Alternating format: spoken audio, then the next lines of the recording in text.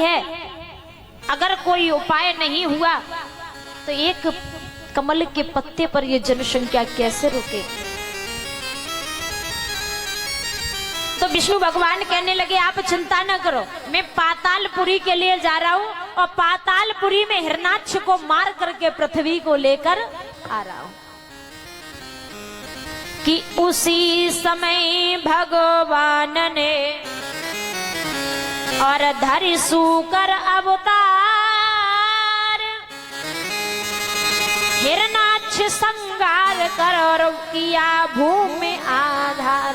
बोलिए 12 अवतार भगवान की।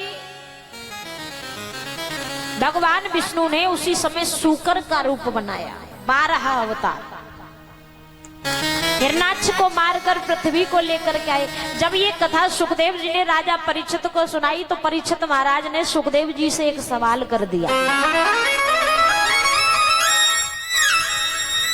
कि हे सुखदेव जी, आप एक बात बताइए, क्या उस हिरणाक्ष को मारने वाला और कोई नहीं था जो भगवान को स्वयं अवतार लेना पड़ा?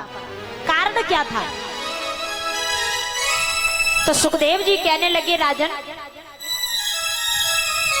वैकुंठ के राजा हैं विष्णु भगवान।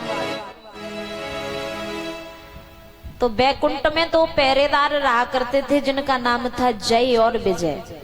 परीक्षित महाराज जी एक बार विष्णु भगवान से मिलने के लिए सनकाद ऋषि वैकुंठ के लिए जाते, तो जय और विजय को विष्णु भगवान के जो चौकीदार थे ना तो अभिमान हो गया। अब कहते ना कि रिश्तेदारी में भी कोई पैसे वाला हो ना तो थोड़ी ताकत आ जाती है या नहीं? हाँ क्या अब हम तो कछू करें, हमें भी रिश्तेदार तो हमें जेल से छुड़ाई लाएंगे, पैसा वाले। अब वो तो साक्षात भगवान के पहरेदार हैं, उन्हें और भी ज्यादा अहंकार। तो सनकाद ऋषि को उन्होंने दरवाजे पे ही रोक लिया, विष्णु भगवान से मिलने नहीं दिया। जब दरवाजे पे रोका तो परीक्षित महाराज सनकाद ऋषि को क्रोध आ गया। सनकाद ऋषि कहने लगे, तुम तो क्या उस विष्णु में भी ताकत नहीं है जो मुझे यहाँ दरवाजे पर खड़ा कर सके? उस विष्णु में भी ताकत नहीं है जो दरवाजे पर खड़ा कर सके। श्राप दे दिया कि जिस दरवाजे का तुम्हें ज्यादा अहंकार है वो दरवाजा छूट जाए और 3 जन्म तुम राक्षस योनि में जन्म लो, राक्षस वंश में जन्म लो। तो परीक्षित महाराज, सतयुग में जय और विजय का जन्म हुआ, वो थे हिरणाक्ष और हिरण्यकश्यप सतयुग में। त्रेता में रावण और कुंभकर्ण और द्वापर में कंस और शिशुपाल। 3 जन्म का ये श्राप लगा हुआ था। सतयुग में हिरणाक्ष और हिरण्यकश्यप, त्रेता में रावण और कुंभकर्ण और द्वापर में कंस और शिशुपाल। तो ये क्षमा मांगने लगे कि हे ब्राह्मण जी हमें क्षमा कर दो। तो सनकाद ऋषि कहने लगे, श्राप से मुक्ति नहीं मिलती। जब तुम राक्षस वंश में जन्म लोगे तो तुम्हें मारने के लिए साक्षात भगवान को अवतार लेना पड़ेगा। तो कश्यप मुनि की दित्य और आदित्य नाम की 2 पत्नियां थी।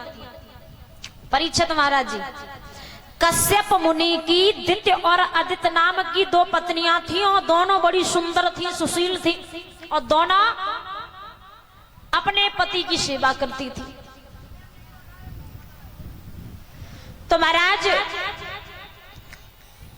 दित्य ने कश्यप मुनि की सेवा की और सेवा करके वरदान प्राप्त किया कि हे स्वामी, मेरे गर्भ से ऐसी संतानों का जन्म हो जो भगवान को यानी विष्णु को भी युद्ध में हरा सके। तो दित्य के गर्भ से हुए हिरणाक्ष और हिरण्यकश्यप और दूसरी पत्नी थी अदिति। अदिति के गर्भ से प्रकट हुए वामन भगवान। देवता और राक्षस एक ही पिता की संतान है। जिस समय